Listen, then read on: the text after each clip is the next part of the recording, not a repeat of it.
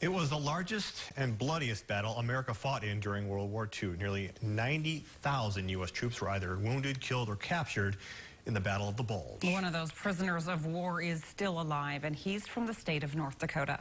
KX News reporter Robert Sir has the incredible story of Morris Bonnemeyer, the only known North Dakota POW still alive who fought in the Battle of the Bulge, in tonight's Veterans Voices. 2 Purple Hearts, 2 Bronze Stars, 3 Battle Stars, a Combat Infantry Badge, and a POW Medal. It's an impressive list for 94-year-old Army Corporal Morris Bonnemeyer, who calls himself the luckiest man on the planet. His story begins over 7 decades ago when a 19-year-old boy from Gackle decided to join the Army. I had him draft me right away, and I was sent to Camp Roberts, California, taking infantry basic training. Things got off to a bumpy start right away when a nearby ship, also transporting troops from America, was shot by a torpedo and burned as they were en route to Scotland. They said, "Everybody on the port side and watch for a torpedo." Oh, geez, we went up, and here you could see behind us, I suppose it was a couple miles of ship, you could see the fire and smoke, you know. Morris would then find himself headed for the Western Front and the border of Germany, France, and Luxembourg.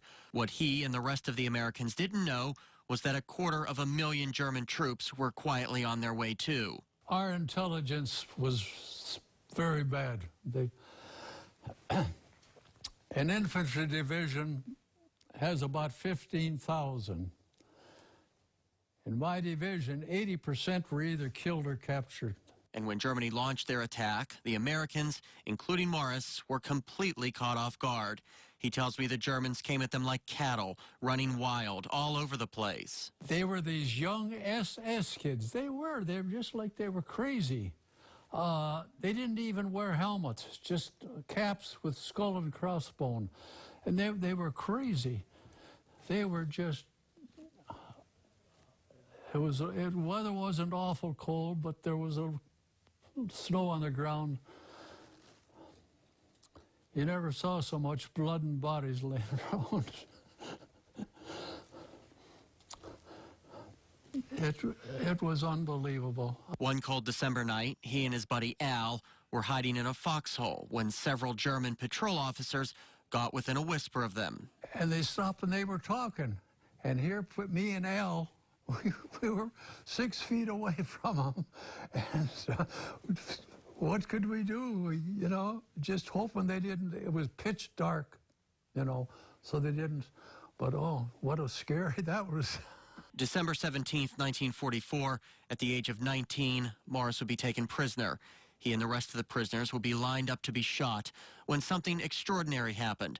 A young German soldier stopped a fellow soldier from shooting Morris and his buddies. This idiot SS kid that was on this one machine gun on top of one of our, he was mowing the whole town and he wouldn't let him. But I know that's what they had in mind when they got enough of us there to just wipe us out. He would spend his 20th birthday in a train car bound for a POW camp in Nuremberg.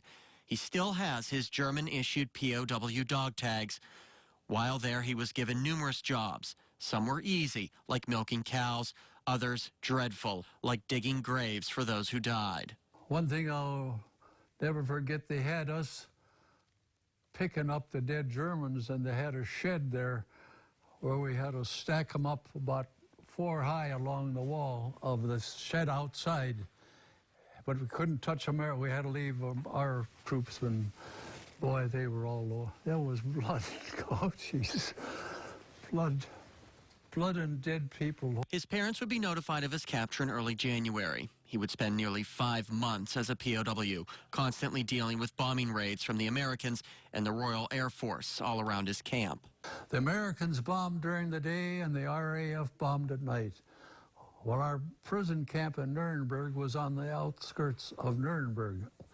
And that night, the RAF came over, and boy, you've never seen such a 4th of July. That sky was just blazing, a bomb for I don't know how many hours. When Morris was finally freed, he had lost over 60 pounds.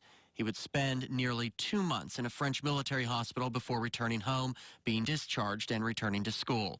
He would later become a dentist, opening an office in Fargo where he'd worked for over 30 years.